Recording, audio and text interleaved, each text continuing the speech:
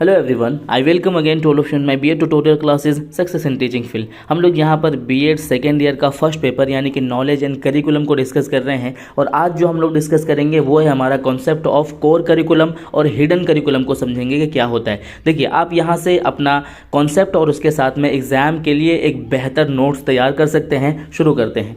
Core curriculum is based on essential learning and a common scheme of studies. क्या मतलब हुआ कि core पाठ्यक्रम आवश्यक शिक्षा और अध्ययन की एक सामान्य योजना पर आधारित होता है, which helps students for a successful future and for academic achievement, जो छात्रों को एक सफल भविष्य और शैक्षणिक उपलब्धियों के लिए मदद करता है। अब इसके डेफिनेशन को यहाँ पर समझेंगे। देखिए, core curriculum is a set of school और college courses in subject consider essential to a suitable education. Core पाठ्यक्रम आवश्यक समझे जाने वाले विषयों में स्कूल या कॉलेज के पाठ्यक्रमों का एक समूह होता है। As providing necessary skills or common cultural knowledge. क्या मतलब हुआ यहाँ पर, जो कि उपयुक्त शिक्षा के लिए आवश्यक कौशल या सामान्य सांस्कृतिक ज्ञान प्रदान करता है।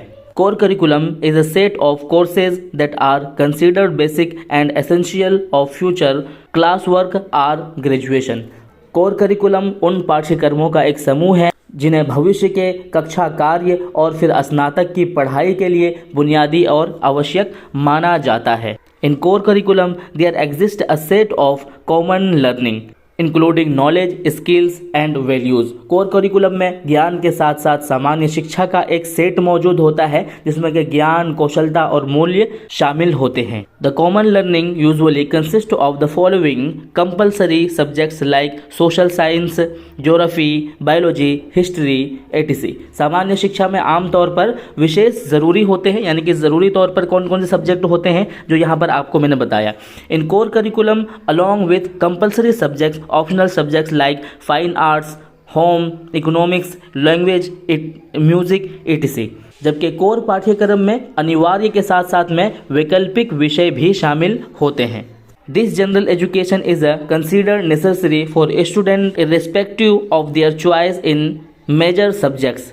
जैसे कि मेजर सब्जेक्ट में क्या आ जाएगा कोर करिकुलम में, जैसे कि आपका मैथ हो गया, साइंस हो गया, आर्ट है, म्यूजिक है, विजुअल आर्ट्स हो गया, इंग्लिश है, history, geography are example of core curriculum in middle school और हाई स्कूल। उसके बाद जो है हम लोग यहाँ पर इनके कैरेक्टरिस्टिक्स को देखेंगे। देखते हैं यहाँ पर इनके कैरेक्टरिस्टिक्स क्या क्या है। पहला है core courses emphasise discussion and group problem solving. क्या मतलब है कि कोर करिकुलम में जो है ये डिस्कशन पर जोर देता है और फिर समूह के साथ में समस्या का समाधान करने पर जोर देता है। दूसरा पॉइंट होता है कि learning is not restricted to the classroom. क्या मतलब हो गया कि सीखना कक्षा तक ही सीमित नहीं रहता है। उसके बाद तीसरा पॉइंट होता है students need and learning experiences take precedence over subject matter. क्या मतलब हो गया कि छात्रों की जरूरतों और सीखने की अनुभवों को विषयों वस्तु पर प्राथमिकता दी जाती है। तो इस तरह के सारे एलिमेंट आप यहाँ से अपने कॉपी में नोट डाउन कर सकते हैं। तो क्या मतलब समझ में आया कि कोर करिकुलम का मतलब ये होता है कि जिसमें कि तमाम जरूरी सब्जेक्ट यानी कि कंपलसरी सब्जेक्ट की और एजुकेशन के साथ साथ में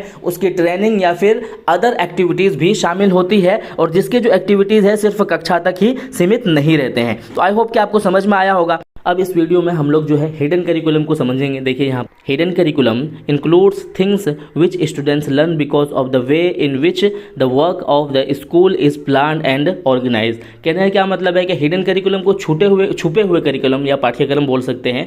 तो छुपे हुए पाठ्यक्रम में वो चीज़ें शामिल होती है जो कि छात्र इस वजह से सीखते हैं कि स्कूल का योजनाबद्ध और व्यवस्थित रूप में ये सारी चीज़ें स्कूल में पाई जाती है, but which are not in them self outly included in planning or even in the consciousness of those responsible for the school arrangements। क्या मतलब हुआ, लेकिन ये सारी चीज़ें जो है अपने आप में खुले तौर पर दिखाई नहीं देते हैं, जो कि योजना और स्कूल के जिम्मेदार लोगों की चेतना में शामिल होते हैं और व्यवस्थित होते हैं। तो क्या समझ में आया कि ये सारी चीज़ें जो छुपे हुए पाठ्यक्रम होते हैं ये बहुत ज़्यादा ज़रूरी होते हैं, लेकिन ये सारे रिटन फॉर्म में नहीं होते हैं। इसमें कोई बड़ी बात नहीं है। इसका जो डेफिनेशन है, इसके जो कैरेक्टरिस्टिक्स है, बहुत आसानी से आप इसको समझ देते हैं। देखिए, मैं समझा देता हूँ इसको।